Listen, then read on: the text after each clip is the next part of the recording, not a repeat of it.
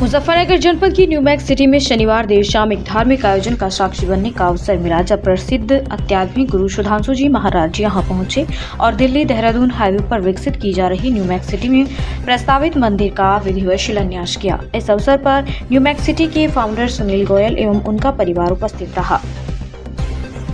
कार्यक्रम में जनपद के अनेक प्रबुद्ध नागरिक, समाजसेवी और श्रद्धालु भी बड़ी संख्या में शामिल हुए। शिलान्यास कार्यक्रम के दौरान सुधांशु जी महाराज ने वैदिक मंत्रोच्चार के बीच मंदिर निर्माण की आधारशिला रखी और इसे क्षेत्र के आध्यात्मिक और सांस्कृतिक विकास की दिशा में एक महत्वपूर्ण कदम बताया। उन्होंने कहा कि मंदिर न केवल आस्था का केंद्र होगा, बल्कि समाज को नैतिक और सांस्कृतिक मूल्यों से जोड़ने का कार्य भी करेगा। इस अवसर पर पत्रकारों से बातचीत में सुधांशु जी महाराज ने शंकराचार्य और मुख्यमंत्री के बीच चल रहे कथित तनाव के विषय पर भी अपनी प्रतिक्रिया दी। उन्होंने प्रतीकात्मक रूप से कहा कि प्रयागराज वह स्थान है जहां संगम होता है और उन्हें लगता है कि वहां दो धाराएं आपस में टकराने के बाद अब संगम की स्थिति में आ गई हैं। उनका संकेत संवाद और संतुलन की ओर था, जिससे सामाजिक समरसता बनी रह सके। वहीं उत्तराखंड के हरिद्वार में गैर हिंदुओं के प्रवेश को लेकर चल रहे विवाद पर बोलते हुए सुधांशु जी महाराज ने कहा कि धार्मिक स्थलों की अपनी एक गरिमा है और धार्मिकता होती है, जिसे बनाए रखना आवश्यक है। उन्होंने कहा कि हरिद्वार से इसकी पहल हुई है और उनका मानना है कि भारत के सभी धार्मिक स्थलों की संस्कृति और पवित्रता सुरक्षित रखनी चाहिए। कार्यक्रम के अंत में आयोजकों द्वारा सुधांशु जी महाराज का सम्मान किया गया और उपस्थित श्रद्धालुओं ने मंदिर निर्माण को लेकर प्रसन्नता व्यक्त की।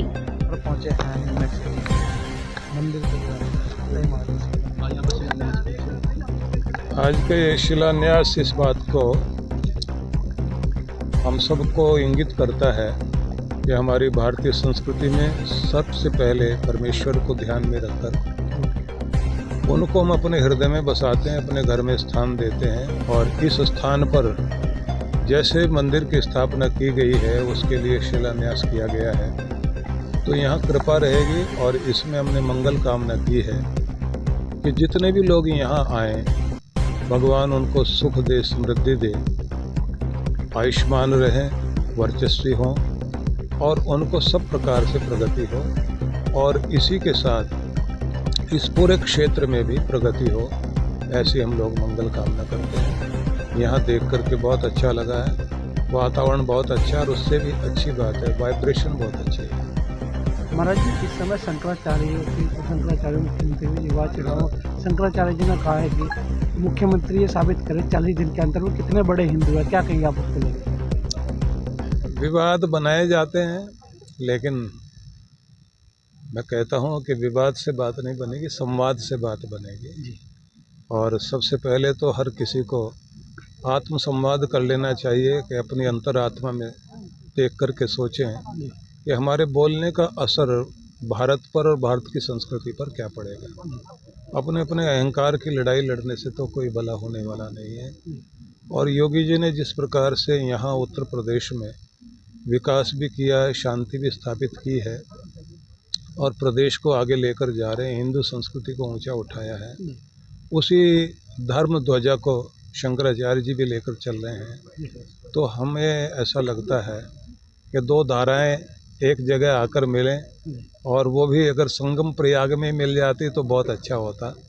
वहीं से एक नई धारा निकली है, लेकिन इससे भी कुछ न कुछ भला ही होगा। तो बस इतना ही कहना चाहेंगे। महाराज जी, हरिद्वार में जो धार्मिक स्थान है उत्तराखंड में, ज़्यादातर हरिद्वार हो, वहाँ पे गैर हिंदुओं का आने पर वर्जित किया गया है, उसको लेकर आप क्या कहेंगे? देखिए, जिस तरह से कुछ लोग हर जगह भोजन में अशुद्धि डालते हैं, खान पान में, रहन सहन में, तो कम से कम कुछ स्थान तो ऐसे होने चाहिए जहाँ पवित्रता बरकरार रहे। तो उसके लिए जो प्रयास किया जा रहा है वो उचित भी है, क्योंकि दूसरे लोग भी अपने मत मजहब में इस बात का ध्यान रखते हैं कि वहाँ पर कोई इस तरह के लोग न जाएं, दूसरी धारा वहाँ आकर खड़ी हो। तो क्या जो धार्मिक स्थान जो पूरे देश भर में इस तरह का सब जगह लागू होना चाहिए, कोई इस तरह का कानून भी बनना चाहिए? जहाँ एक जगह कुछ हो रहा है वहाँ का तो स्वागत करना चाहिए जी। क्या इस तरह का देश में कानून बनना चाहिए? कानून के संबंध में मैं कुछ नहीं कहूँगा, लेकिन इतनी बात जरूर है कि धार्मिक स्थानों की पवित्रता बरकरार रखी जानी चाहिए। ने भूमि पूजन करा दिया, मंदिर का स्थापना हुई, क्या है आगे का कार्यक्रम? देखिए, आज का बहुत अच्छा दिन है, बहुत शुभ दिन है। मुजफ्फरनगर की धरती पर महाराज सुधांशु महाराज पधारे हैं और यूनिवर्सिटी के अंदर पधारे हैं। मैं बहुत भाग्यशाली हूँ कि ये ज़मीन पवित्र हो गई है, और जब ज़मीन पवित्र हो जाती है तो उस ज़मीन से जुड़े सभी आदमियों का पूरा मान सम्मान बढ़ता है, प्रगति बढ़ती है, मेरा ऐसा मानना है। और ये 100 एकड़ की टाउनशिप है, जिसमें मेरा विजन रहा है कि मैं शहर के लोगों के लिए ऐसी लाइफस्टाइल दूं जिसके वो हकदार हैं। जो लाइफस्टाइल, जो मॉडर्न लाइफस्टाइल जिसको बोलते हैं, गुड़गांव देखते हैं, नोएडा में देखते हैं, दिल्ली में देखते हैं, बड़े बड़े पूल होते हैं, क्लब होता है, मॉल होता है, बड़ी बड़ी चौड़ी चौड़ी सड़कें होती हैं, पार्क होते हैं, जो मुजफ्फरनगर में अभी नहीं है। मैं उस देने के लिए मैं अपने आप में प्रतिबद्ध हूँ कि मैं बनाऊँ। मैं उसी कार्य पे काम कर रहा हूँ। आज ये प्रोजेक्ट 100% रेरा अप्रूव हो चुका है, लेआउट पास हो चुका है, और नीचे वाला जो सारा काम है अंडर डेवलपमेंट, वो मोस्टली सारा हो चुका है। अब ऊपर जैसे महाराज जी ने बताया था कि 1.5 साल तक बांस को बाहर निकलने में लगते हैं, लेकिन 40 दिन में वो बांस 80 फुट लंबा हो जाता है। ये बहुत सही एग्जाम्पल दिया है।